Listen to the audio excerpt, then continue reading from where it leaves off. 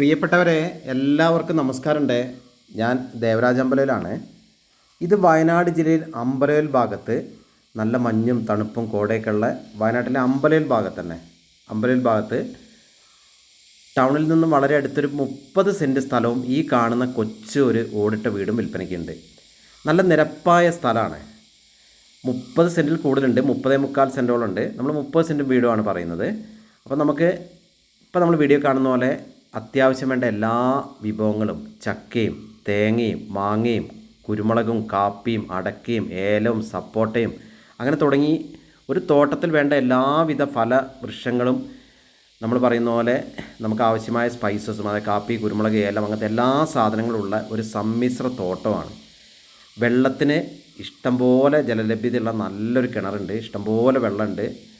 ഇപ്പോൾ 6 റിങ്ങോളം വെള്ളം അതിലിപ്പോഴും ഉണ്ട്, കൊടും വേനലിലും. അപ്പം അത്യാവശ്യം നല്ലൊരു കാപ്പി കിട്ടുന്ന തോട്ടമാണ്. കുരുമുളകുണ്ട്, എല്ലാ സാധനങ്ങളും നമ്മൾ പറയുന്ന പോലെ ഇപ്പോൾ അതാണ്ടില്ലേ, നല്ല വീട്ടാവശ്യത്തിനുള്ള തേങ്ങ കിട്ടും, അടയ്ക്ക, അതേപോലെ ബാക്കി എല്ലാ സാധനങ്ങളും. നമ്മൾ മാവിൻ്റെയൊക്കെ കുറേ പുതിയ വെറൈറ്റി മാവിൻ്റെ തൈകളൊക്കെ നട്ടു വെച്ചിട്ടുണ്ട്. അതിൽ തന്നെ മാവിൻ തൈകൾ നിലവിൽ കായ്ക്കുന്ന മാവുണ്ട്, ചക്ക ഇഷ്ടം പോലെ ഉണ്ട്. ഏലത്തൈകളാണ് നിങ്ങളിപ്പോൾ കണ്ടുകൊണ്ടിരിക്കുന്നത്. ഈ കാണുന്നത് സപ്പോട്ടയാണ്, സപ്പോട്ടയൊക്കെ കായ്ച്ചു കിടക്കുന്നുണ്ട്. അങ്ങനെ ഒരു സമ്മിശ്ര തോട്ടം, നിരപ്പായ സ്ഥലം. ഇതിൻ്റെ തൊട്ട് ബേക്കിലേക്ക് നമുക്ക് വേണമെങ്കിൽ ഒരു 35 സെൻറ്റും കൂടെ ഇനി വിൽപ്പനയ്ക്കുണ്ട്. അപ്പോൾ റിസോർട്ട് ആവശ്യത്തിനൊക്കെ വേണമെങ്കിൽ അങ്ങനെ ഉപയോഗിക്കാം.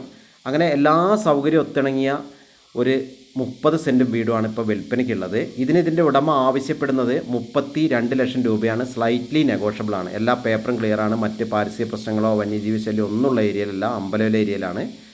അപ്പോൾ ഒരു ടൂറിസം ഏരിയയിൽ തന്നെയാണ് ഈ വീട് സ്ഥിതി ചെയ്യുന്നത്. വയനാട്ടിലൊരു വീട് വേണം എന്ന് ആഗ്രഹിക്കുന്നവർക്ക് ബെസ്റ്റ് ചോയ്സാണ് കേട്ടോ. അപ്പോൾ വിളിക്കുക. എൻ്റെ ഫോൺ നമ്പർ വീഡിയോ കൊടുത്തിട്ടുണ്ട്. വിളിച്ച് കിട്ടിയില്ലെങ്കിൽ ഒരു മെസ്സേജ് ഇട്ടാൽ മതി. എൻ്റെ ചാനലൊന്ന് സബ് ചെയ്യുക. അപ്പോൾ എല്ലാവർക്കും നന്ദി, നമസ്കാരം.